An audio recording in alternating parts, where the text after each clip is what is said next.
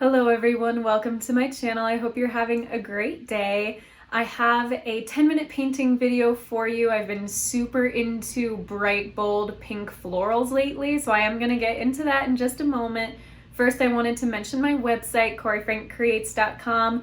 You can go there, sign up for my newsletter at the bottom of any page on the website. So you'll just scroll down, put your first and last name and email, then check your inbox or junk folder for the confirmation link. And then once you click that, you will get an email from me once a week. My art shop is also on there as well as my portfolio. So I'd love it if you go check it out, coryfrankcreates.com. So as I said, I have a 10-minute painting for you. You're welcome to follow along if you like. Otherwise, you can just sit back and enjoy. So I'm starting out with water on this blank page. So there's no paint in it. It's just plain water, so that I can use the wet into wet technique, which creates really soft edges and dreamlike qualities and more pastel type colors. And I'm using a round brush. It's size 1, but if you've seen any of my other recent videos, you know that this brand runs large, so it's really more like the size of a 4 or 6 round brush. As long as you have a brush that comes to a fine point, but that you can also turn on its side and cover larger areas at one time, you'll be good to go. So I'm just going in with quinacridone rose, which is this really vibrant pinky red color. So beautiful. I've been obsessed with it lately, so I've done a few pieces that have involved bright pink flowers.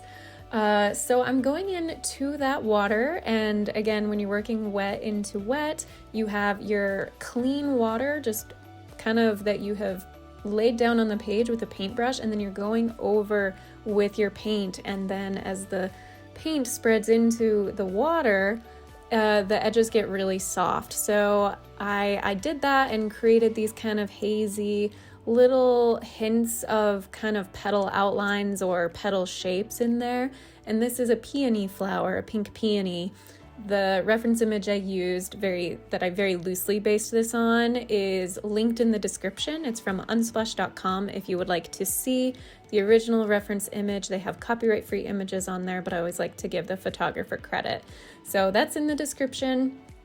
And now I'm going in at the base. There is kind of some green leaves, and as it joins with the stem of the flower. So I'm using a combination of sap green and hooker's green, which is a really kind of almost Kelly forest green, very vibrant. So the sap green helps tone it down a little bit, and that's what I'm using there. Again, still on that water, so it's nice and wet, getting very soft. And then I'm going in and lifting a little bit of that paint off. It got a little too dark, so I do that by rinsing the brush, blotting it on my towel, and then just kind of going in and lifting the paint off a little bit with a just barely damp brush that has no paint on it.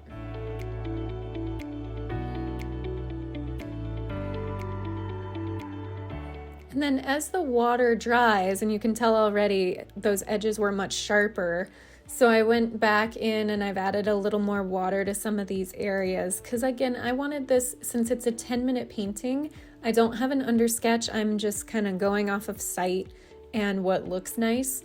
So I am putting the paint down in the water so that it's kind of really soft, and then waiting until later on near the end, once the water has dried, to actually add more sharp details to it.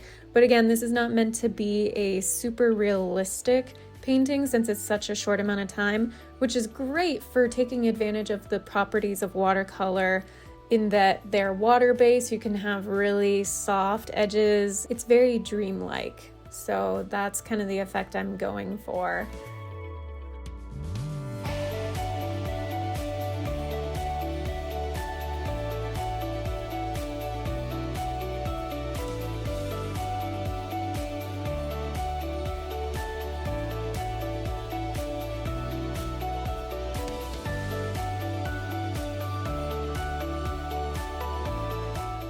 And then up in those areas where the paint has dried and the water has dried, you can see it's just a little sharper. So it adds a nice contrast of soft and not sharp edges with just a little bit, hints of that, where the darker petals are showing through.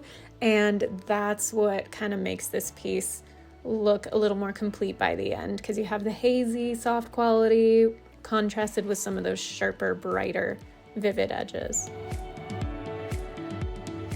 And I'm working a lot on the tip of the brush. You can see I'm trying to keep it so that it stays in a fine point, and that's where the details come in, which is really nice. Again, I really like using round brushes because they come to a fine tip, but then you can also turn them on the side and cover slightly larger areas at once.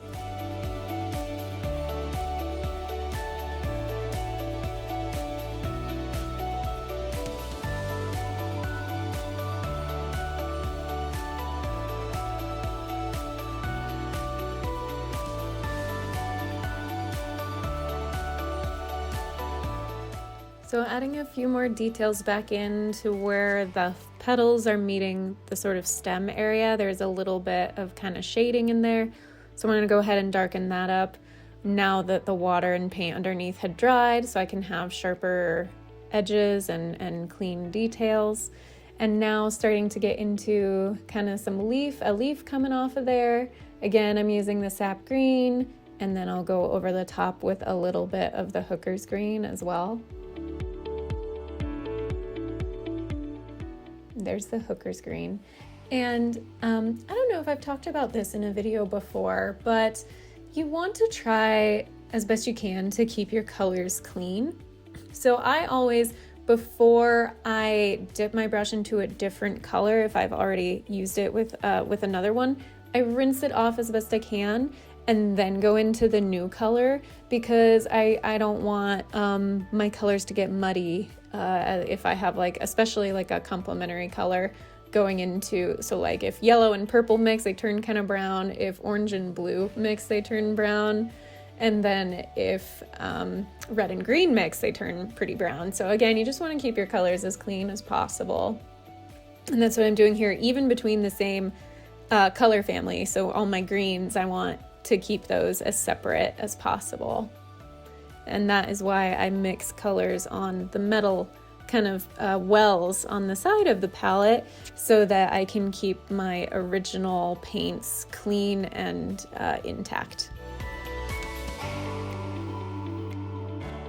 And I've neglected to talk about what I was actually doing in the painting for a little bit, so I'll get to that. Just going in, creating that stem kind of, if you press the brush a little harder, you can kind of create that in almost a few swipes, the stem itself, and then going back in and adding the shading. So there's a bit of a shadow at the top because of the petals, and then it gets a little lighter from where the light is exposed on the stem, and then as it gets down lower, there's some more shadowing happening. And then I was really loose with these leaf shapes. I started out with quite a bit of that hooker's green. You can tell it's almost like an Irish Kelly green, maybe with a hint of forest green in there. So that is a very vibrant color.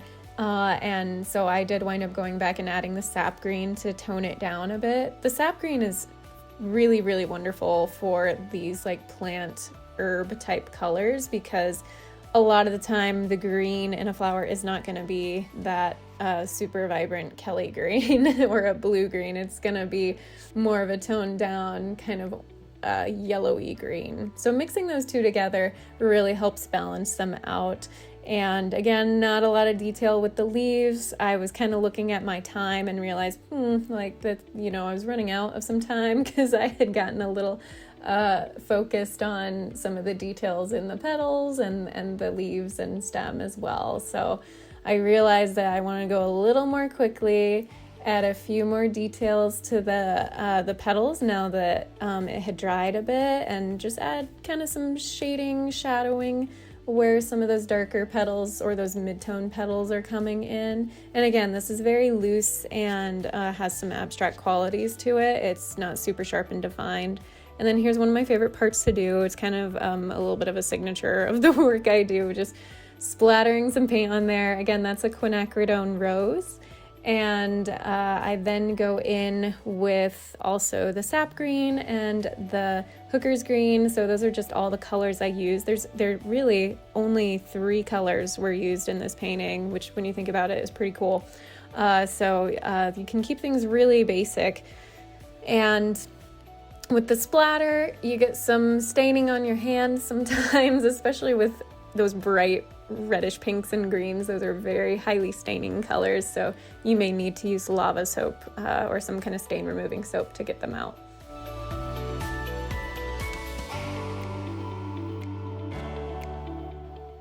Adding a little more kind of like abstract splatters, splots, and squigglies in there, just having fun with it to kind of fill it out, make it look like a little bit of a finished piece. And I really took the last few seconds. I actually went a little over. It was maybe like 15 extra seconds that I went ahead to add the signature, working with a lot of paint and right on the tip there to try and keep the writing very fine and thin lined. So there was that. And then I did go back and I spent literally just 2 extra minutes, which in a second here it's going to be time lapsed for you to see that. Just adding a few more details. I wanted to make those leaves a little darker, have a little more kind of abstract washes of color in them and make them pop a little more. And then same with the petals, I added more kind of some of the sharp colored lines just to get that little more of a pop effect. And then there is the piece all dry and finished.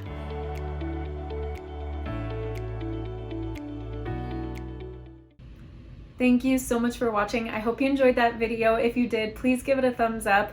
Go ahead and subscribe to my channel if you haven't already. I'd really appreciate it. Until my next video, be kind to yourself, be kind to others. God bless, and I'll see you soon.